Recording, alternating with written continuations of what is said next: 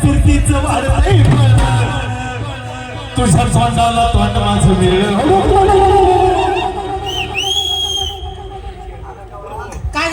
काय झालं तोंडाला अवकाळी पाऊस पडला. सगळ्या माझ्या मित्रांनी पाहिलं इथं काय झालं ते आणि येड्याचं रूप घेऊन मला म्हणते काय झाली ते नाही चाललं भाव खायला काय झालं भाव खाणारच.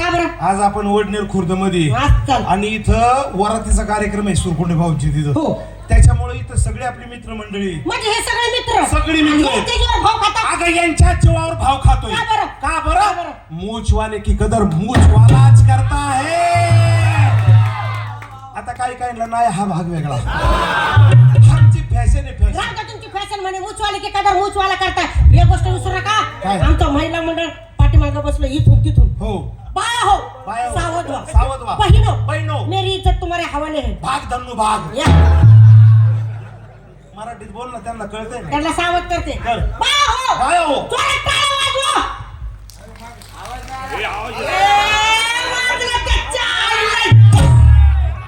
काय टाळ्या वाजलेला लेकराच्या नाकात नुशे बुडगाळाले गेले. कार्यक्रमाच्या सुरुवातीपासून आमच्या तरी टाळ्या कशा खणखणीत वाजत आहेत. मित्रांनो एकदा जोरात याला म्हणतात टाळी भिताडात खोटी ठोकल्या गेली. त्या लांब बसल्या म्हणून टाळ्यांचा आवाज कमी आला. एक गोष्ट विसरू नका महिलांना 50% आरक्षण आहे. 50% आरक्षण.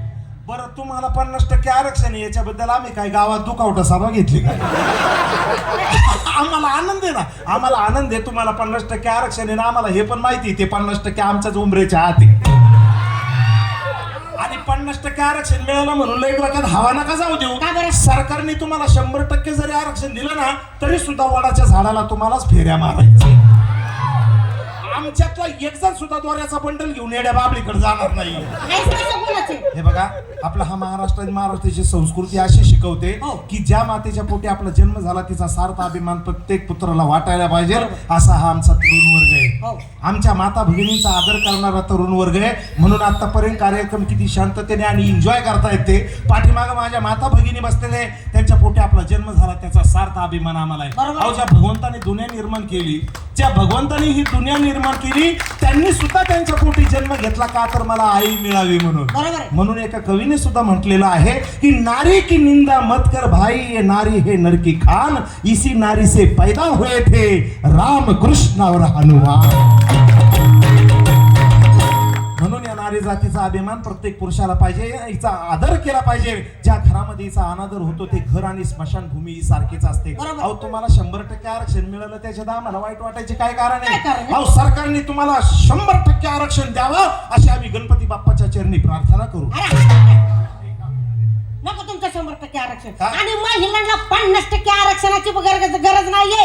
महिलांचं सरकारला फक्त एकच सांगणं 50% 35% आरक्षण देण्यापेक्षा आणि 1,500 रुपये महिना देण्यापेक्षा आपल्या महिलांना आपल्या मुलींना फक्त 10% संरक्षण द्या. संरक्षण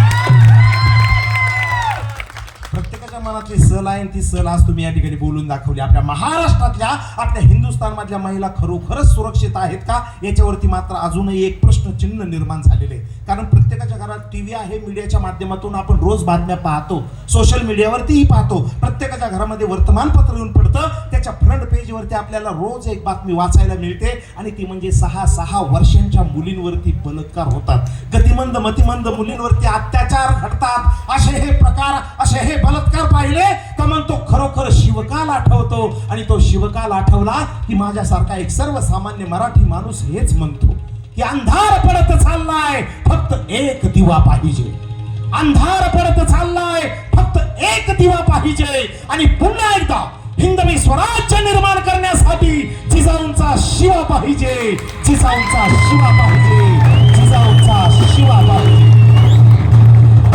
छत्रपती शिवाजी महाराज की जय. छत्रपती संभाजी महाराज की जय. भवानी जय शिवाजी. जय भवानी जय शिवाजी. अरे कित्येक झाले आणि तो होतील राजे असंख्य जगती परीन शिवबा समान होईल राजा या अवनीवरती.